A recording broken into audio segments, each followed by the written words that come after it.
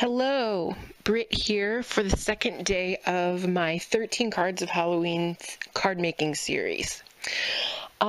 Today we're going to continue along with another card made with the DCWV Eek-a-boo collection.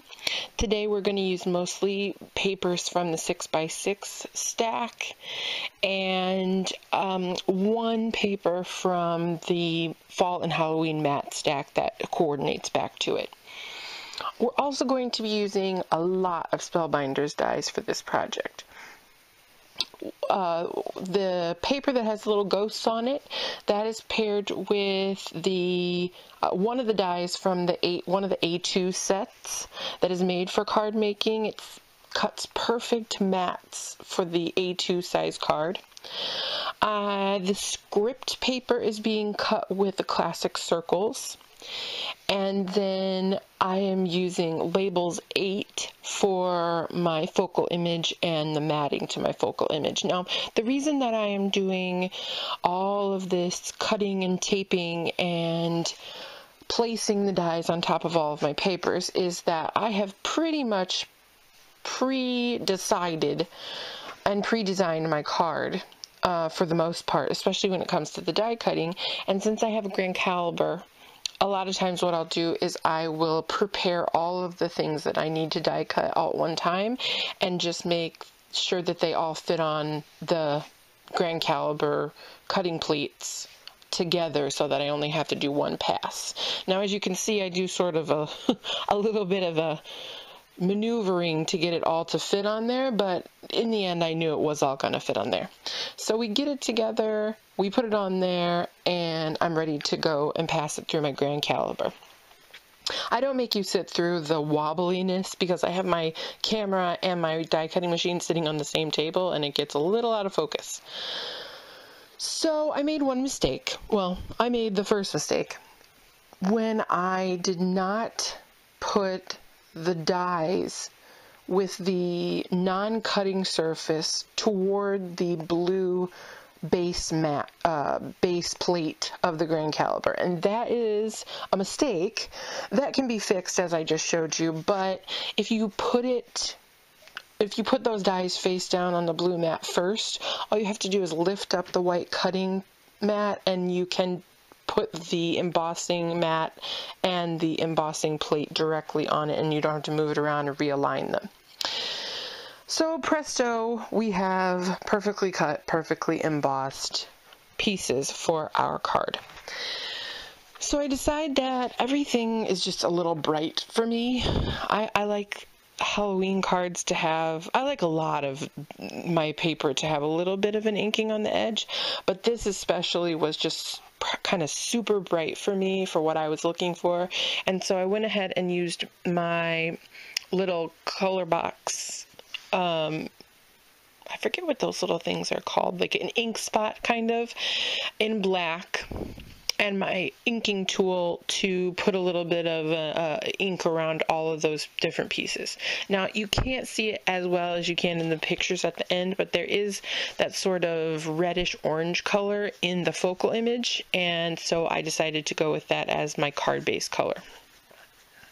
I'm going to start assembling now, and you'll see me correct here. That card base was a pre-made card base, and those card bases are from DCWV, and there's card bases out there that you can get. Always make sure that you check to see that it has been folded cleanly, because honestly sometimes a machine is folding those, and it can get out of alignment a little bit. So before you stick anything to the front of it, make sure that it is correctly folded. It's easy to stick something down on the top of there and have it be off kilter a little bit, and then once you try to fix it while it's already stuck, it's bad news.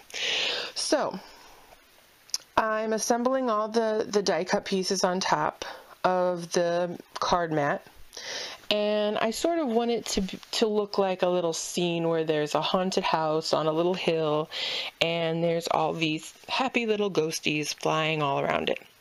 So I use pop dots to give all the layers dimension, and there I'm going to attach the focal image and check to make sure. I can never see if anything is right in the middle until I turn it back around and it's facing me. I don't know why.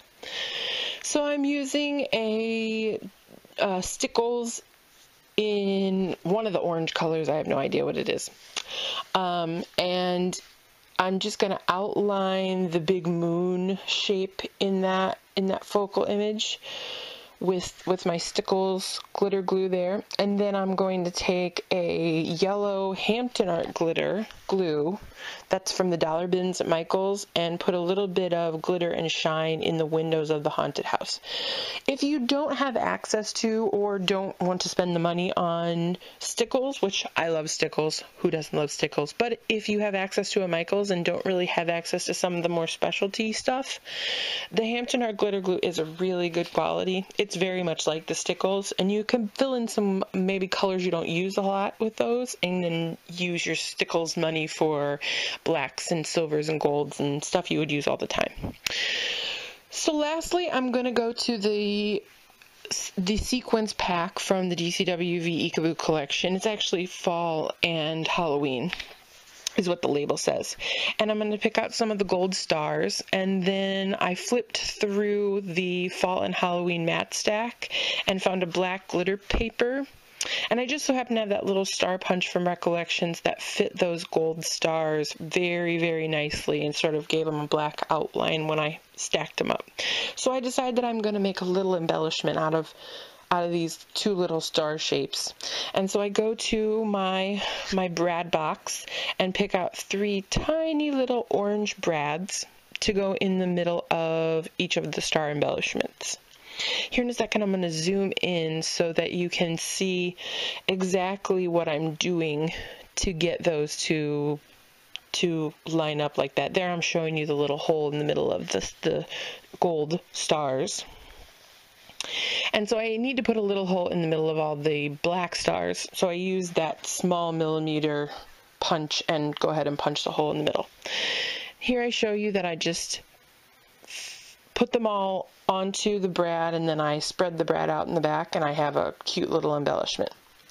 Now, unfortunately, in just a second, my camera is going to die, and so I didn't get to finish filming everything I did, but I'm pretty much to the end of my process. So as you can see here in just a second, I went ahead and I attached those stars, and I just tied a little bow with some May Arts twine at the bottom.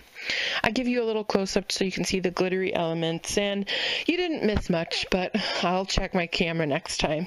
Thanks so much for joining me for day 2. Come back on Monday for day 3. Have a nice day. Bye-bye.